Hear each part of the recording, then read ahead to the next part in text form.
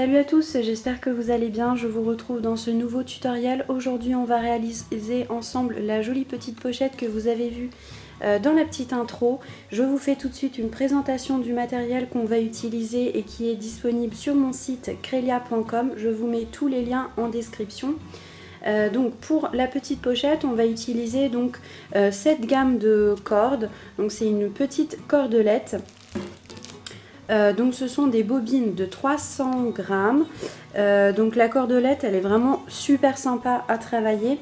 Ce que j'aime beaucoup, c'est que c'est un fil qui est vraiment très souple. Donc c'est ce qui le rend vraiment agréable à travailler. Et il est il y a un côté un petit peu brillant aussi à la cordelette. Donc il est un petit peu satiné, ce qui donne un aspect assez sympa aux couleurs. Donc pour les couleurs, donc on en a trois. Donc il y a ce bleu, un blanc très classique et donc cette couleur donc un peu or beige. Donc celle-là, elle est vraiment très sympa aussi. Donc moi pour le tutoriel, je vais utiliser donc le blanc. Ensuite, on aura besoin donc d'un crochet numéro 2. Donc une paire de ciseaux bien évidemment. Et on aura besoin donc de cette fermeture à pression. Donc, vous voyez, ça se présente comme ça. Hop, donc là, on a donc la fermeture qui est ouverte. Et donc après, notre pochette, une fois qu'on aura réalisé donc la pochette, je vous montrerai de toute façon, ça va nous permettre donc d'ouvrir notre pochette très facilement. Vous voyez, hop. Donc c'est vraiment super. Donc ça, la fermeture à pression est disponible aussi sur mon site. Donc voilà, je vous mets les liens en description. N'hésitez pas à aller faire un petit tour. Et ensuite, on aura besoin d'une aiguille à laine pour la partie couture. Donc voilà pour la petite présentation. On va pouvoir passer tout de suite au tutoriel. Ok, donc c'est parti pour le tutoriel. Donc là, on va faire un nœud de départ. Et on va faire donc notre chaînette, donc 2 mailles en l'air. Pour la chaînette, il faut monter donc un multiple de 3 plus 1. Moi je vais monter donc 49 mailles en l'air au total. Et il faut que donc notre chaînette soit de la largeur. Donc il faut qu'elle prenne toute la largeur de notre fermeture à pression. Donc si vous utilisez le même fil que moi, le même matériel, vous pouvez monter donc une chaînette de 49 mailles en l'air. Ok, donc j'ai terminé ma chaînette de 49 mailles en l'air. Je vais rajouter 3 mailles en l'air. 1, 2 et 3. Donc ces 3 mailles en l'air vont correspondre à une première bride. Donc moi je veux rajouter 2 brides. Donc je vais réaliser ma première bride dans la 4e maille chaînette qui se présente. Donc je saute 1, 2, 3, je vais dans la 4e, une bride, et là je retourne dans la même maille chaînette et je réalise ma 2e bride. Donc là on a un total de 3 brides. Je saute les 2 prochaines mailles chaînettes, 1, 2, je vais dans la 3e et je fais une maille serrée. Dans la même maille chaînette, je vais réaliser 2 brides.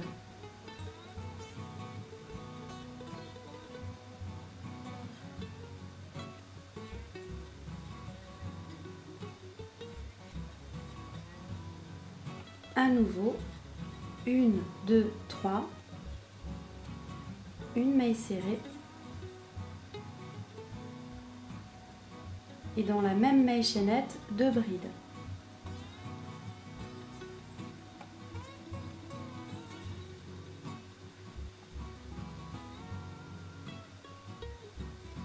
À nouveau 1, 2, 3, une maille serrée et 2 brides.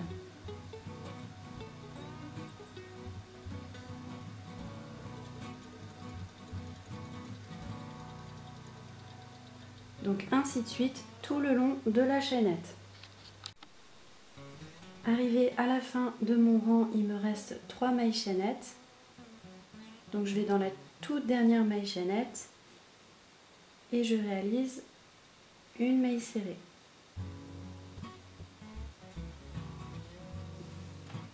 Donc là je vais passer au rang suivant, je vais monter 3 mailles en l'air,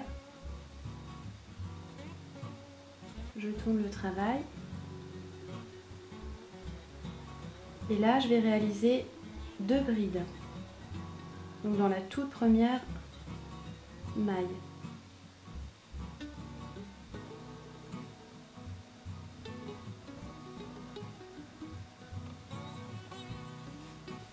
Là, ensuite, je vais faire une maille serrée, donc dans la maille serrée du rang précédent.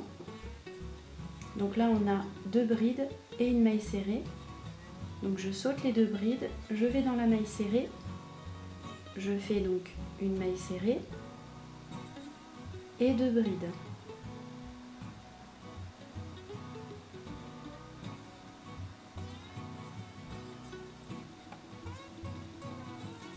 À nouveau, je saute les 2 brides, je vais dans la maille serrée,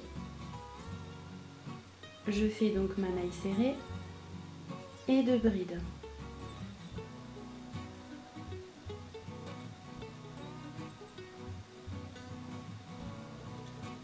À nouveau,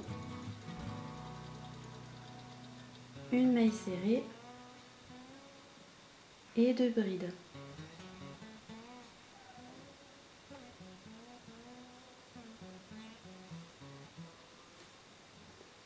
Donc ainsi de suite tout le long du rang. Ok, donc là je suis arrivée à la fin de mon deuxième rang. Donc on va terminer chaque rang et débuter chaque nouveau rang toujours de la même façon. Donc là je vais faire une maille serrée dans la dernière bride du rang précédent. Vous voyez, donc ici il y a 3 mailles en l'air, donc ça correspond à une bride. Donc je vais en haut des 3 mailles en l'air. Je fais une maille serrée et je débute mon rang et on va toujours débuter nos rangs comme ça. 3 mailles en l'air, je tourne le travail. Donc là je vais faire 2 brides dans la même maille.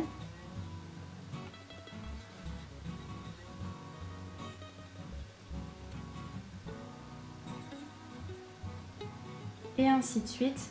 Je saute les 2 prochaines brides, je vais dans la maille serrée du rang précédent, je fais donc une maille serrée et 2 brides.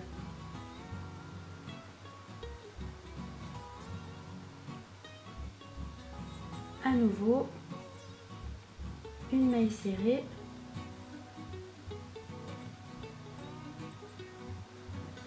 et 2 brides. Donc là, on va continuer comme ça, donc sur plusieurs rangs, et on va travailler sur une bonne longueur. Et je vais vous expliquer donc la suite. Ok, donc là j'ai terminé mon panneau principal. Donc j'ai une largeur d'environ 25,5 cm et donc une hauteur d'environ 30 cm. Donc en fait, le panneau principal, on va le plier donc sur la longueur, on va le plier en deux. Donc ça, ce sera donc la hauteur de la pochette.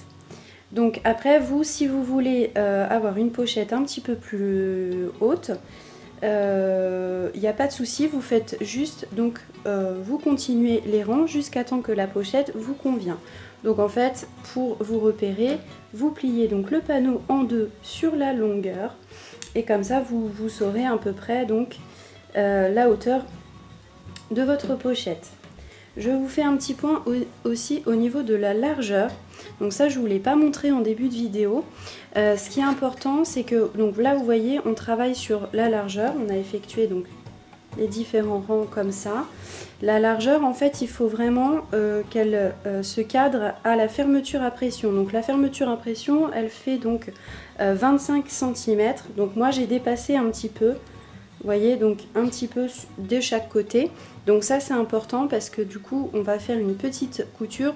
La fermeture à pression, il faut qu'elle soit à l'intérieur de la pochette. Faut que ça rentre, il faut qu'en fait le panneau recouvre bien la fermeture. Ok, donc ça c'est good. Ce qu'on peut faire, donc, c'est mettre une petite doublure. Donc ça c'est optionnel. Moi je vais quand même vous le montrer dans la vidéo, donc pour vous montrer comment mettre la doublure. Voilà, mais c'est vraiment pas obligatoire. Voilà, c'est vrai que ça fait un petit peu plus propre de mettre une petite doublure. Donc là je vais la mettre, ça va me donner l'occasion aussi de vous montrer ça donc en vidéo. Donc là, une fois qu'on a terminé donc notre panneau et qu'on veut ajouter la doublure, donc on prend un morceau de tissu. Donc on le fait dépasser à chaque fois d'à peu près, bon là c'est un petit peu grand, mais voilà, à peu près 2-3 cm. Donc il faut que donc, la doublure, elle dépasse, voilà, sur tout le côté. Ok, donc c'est parti pour la doublure. Donc là j'ai mis un petit coup de fer à repasser parce qu'elle était vraiment trop froissée. Donc on positionne la doublure sur le panneau. Donc il n'y a pas d'endroit ou d'envers, hein, le point est réversible. Voilà, donc ça c'est plutôt cool. On positionne la doublure, donc l'endroit donc en face de nous. Donc là je vais épingler ma doublure et donc je vais utiliser donc de la colle textile pour pouvoir coller ma doublure. Vous, si vous voulez, vous pouvez faire un point de couture. C'est à vous de voir. C'est vrai que la colle est vraiment très pratique. Donc la colle est vraiment très pratique, mais voilà, après vous pouvez utiliser la colle et puis après faire un petit point de couture. C'est vraiment selon vos préférences. Donc on va épingler le tout.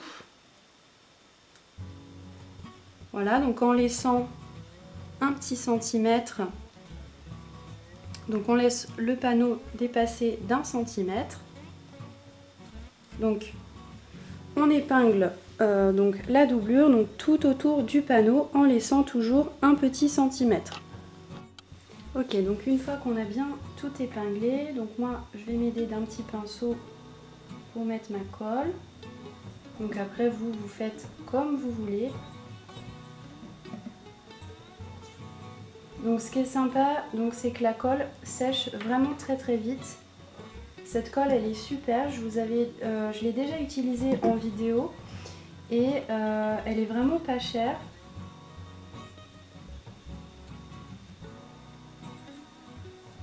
Donc les colles textiles sont vraiment super efficaces.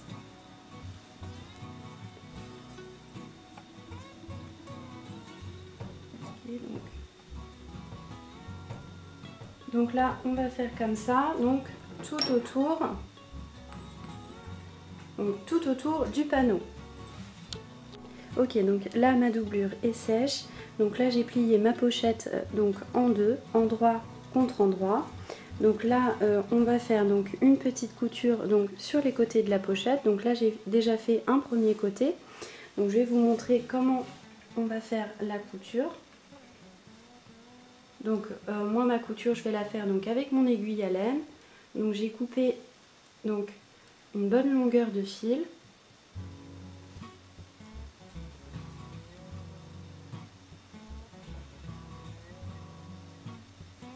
Donc j'insère mon aiguille, mon fil, je fais donc un petit nœud.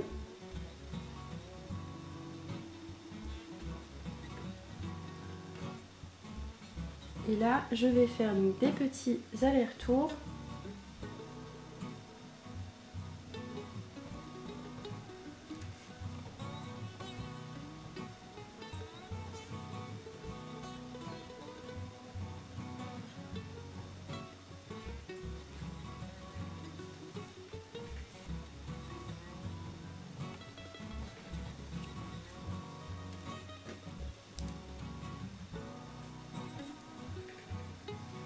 Donc là, on fait des petits allers-retours donc sur tout le côté.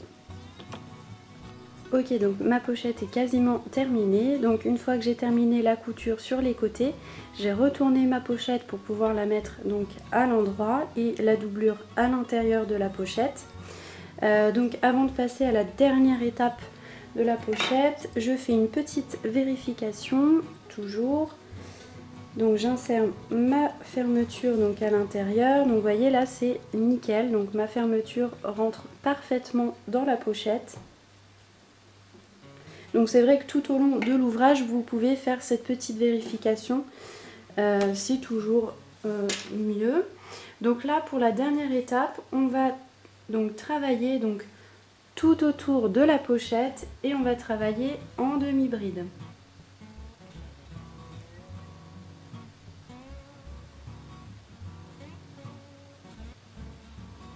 Donc là, tout autour, on va travailler en demi-bride. Ok, donc là, la pochette est presque terminée.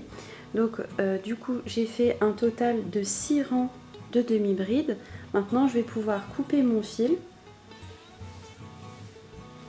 Donc, j'ai fermé mon rang, donc mon dernier rang avec une maille coulée.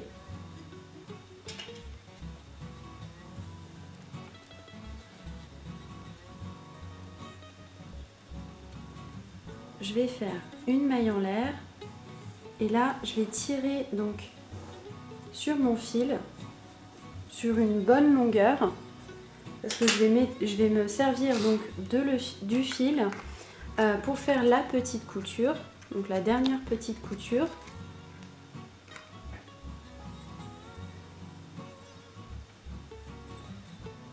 Donc là je prends une bonne longueur.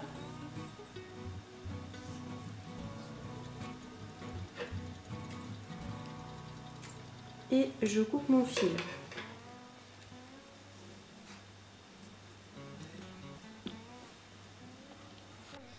Ok, donc là comme vous pouvez le voir, j'ai inséré donc ma fermeture à l'intérieur de la pochette.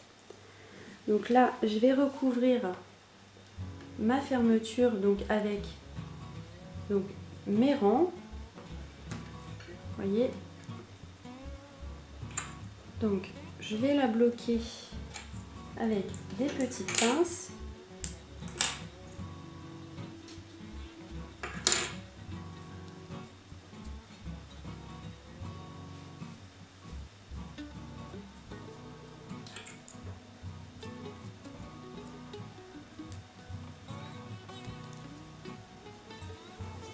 Donc là mon fil, donc j'ai pris donc mon aiguille à laine. Donc pour la couture, je vais passer donc dans les mailles ici. Je ressors donc de l'autre côté.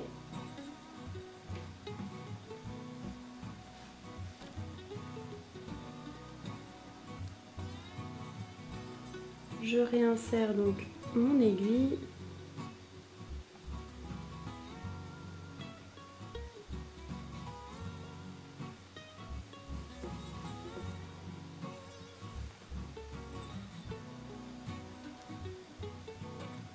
Et ainsi de suite.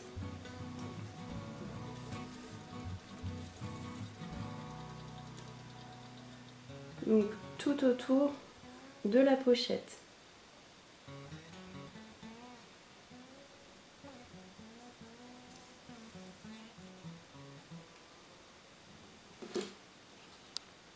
Ok, donc là j'ai terminé donc la couture tout autour de ma pochette. Donc je vais faire un petit nœud.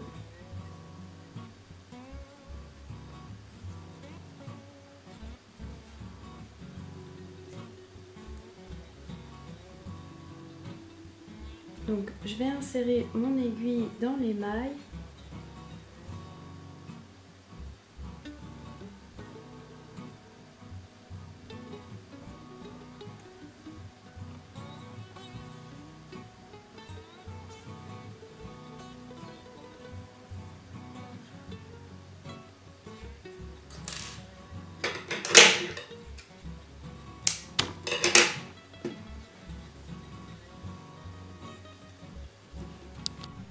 Ok, donc la pochette est terminé, donc je suis super contente du résultat. J'espère que ce tutoriel vous aura plu et que cet ouvrage vous aura inspiré pour vos prochaines créations. En tout cas, n'hésitez pas à me solliciter en commentaire ou sur les réseaux sociaux si vous avez des questions ou si vous avez besoin d'aide.